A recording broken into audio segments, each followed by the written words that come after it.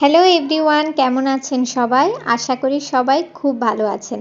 Deepu's craft and embroidery পেজে সবাইকে স্বাগতম। আজকে খুব কিউট একটা ফুলের ডিজাইন নিয়ে এলাম, আর এই ডিজাইনটি আমি কিভাবে এমব্রয়ডারি করেছি সম্পূর্ণ টিউটোরিয়াল ভিডিও আপনাদের সাথে শেয়ার করব।